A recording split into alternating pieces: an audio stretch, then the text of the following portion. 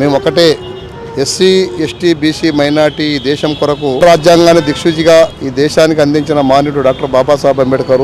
అమిత్ షా గారు అంబేద్కర్ గారిని దాదాపు ఆ మాట అంటే ఏ క్వశ్చన్తో పిలిచి 10 రోజులు గడుస్తున్నా కానీ ఇంతవరకు ఎటువంటి బీజేపీ నుంచి ఎటువంటి స్పందన లేదు. ఎందుకంటే బెడ బుడగతంగా హక్కుల పోరాట సమితి జాతీయ అధ్యక్షుడు నా పేరు కోడిగట్టి నరసింహ.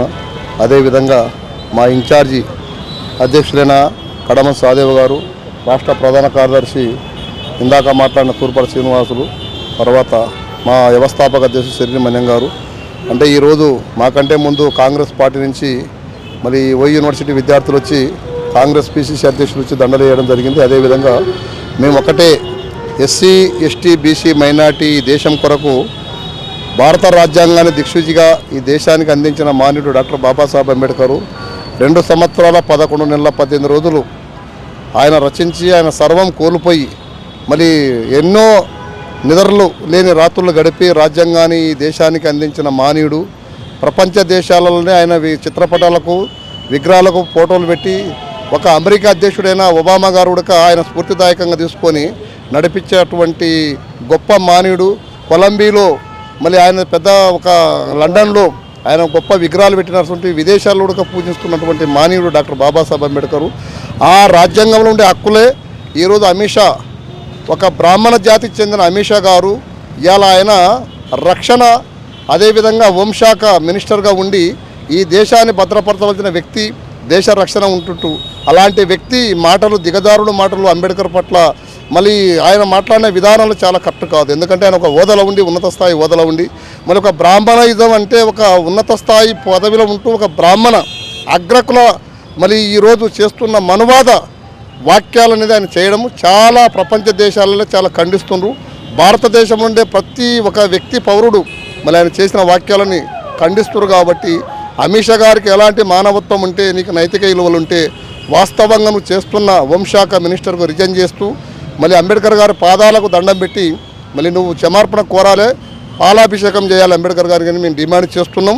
నీ బ్రాహ్మణ బుద్ధి బ్రాహ్మణిజం నీకు దమ్ముంటే గాంధీని వక్రించి మాట్లాడు, నీకు దమ్ముంటే సర్దార్ వల్లభాయ్ పటేల్ని వక్రించి మాట్లాడు. అదేవిధంగా ఇవాళ అంబేద్కర్ విషయాలు పక్కన పెడితే అమిత్ షా గారు అంబేద్కర్ గారిని ఇలా అంటూ అనేది అవమానకరమైన విషయం అని చెప్పేసి అందరూ ఆరోపించడం కాక ఇది రాజ్యాంగం మార్చే దిశగా ప్రయత్నాలు జరుగుతాయని చెప్పేసి అనుకోవచ్చు.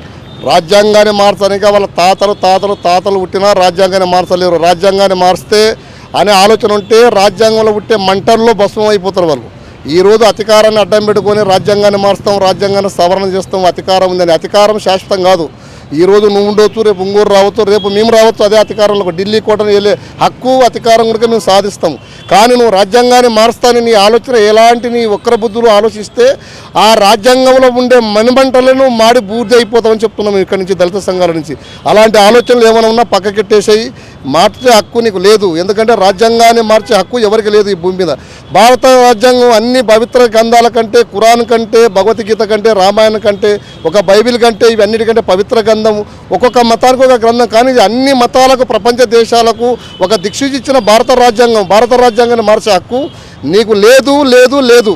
నీ జన్మలు ఇంకో 10 జన్మలు ఎత్తినా భారత రాజ్యాంగాన్ని మార్చే హక్కు నీకు లేదని చెప్పి కూడా మేము దళిత సంఘాల నుంచి డిమాండ్ చేస్తున్నాం.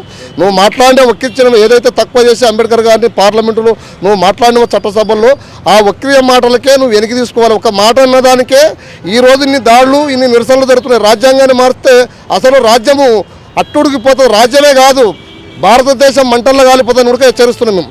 నువ్వు చేసే ప్రణయాలు ఇంకేమైనా ఉండి మళ్ళీ ఈరోజు నువ్వు కులతత్వం మతతత్వాన్ని రెచ్చగొట్టి మళ్ళీ హింసాత్మకంగా చేయాలని మీరు ఒకవేళ మీ రోజున అలాంటి ఆలోచనలు ఉంటే కూడా అవి తక్షణమే మీరు ఉపసంహరించుకోవాలి. అలాంటి ఆలోచనలు మీకు రాకూడదని కూడా మేము హెచ్చరిస్తున్నాం. దయచేసి మీరు ఒక ఉన్నత పదవిలో ఉంటారు కాబట్టి అమిత్ షా గారు చాలా ఉన్నతమైన పదవులు ఉండవు. నీ ఇంగిత జ్ఞానానికి వదిలేస్తున్నాం. నువ్వు క్షమార్పణ గొప్పాలే. భారత రాజ్యాంగానికి నెత్తెర పెట్టుకొని మోసి ఈరోజు డాక్టర్ బాబాసాహెబ్ అంబేద్కర్ పాదాల దండం పెట్టి క్షమార్పణ కోరాలో లేనిచో నువ్వు క్షమార్పణ కొట్టే వరకు ఈ నిరసనలు జరుగుతూనే ఉంటాయి. ఈ దీక్షలు చేస్తూనే అవసరమైతే ఆమరణ నిరదీక్ష రేపు ఇంద్రపార్క్ కాడ కూడా కుల సంఘాల మీద కూర్చొని కూడా నేను క్షమార్పణ కొట్టించే వరకు మా ఉద్యమాలు ఆగమని చెప్పి మేము హెచ్చరిస్తున్నాం. జై భీమ్, జై బుడగ సంఘం.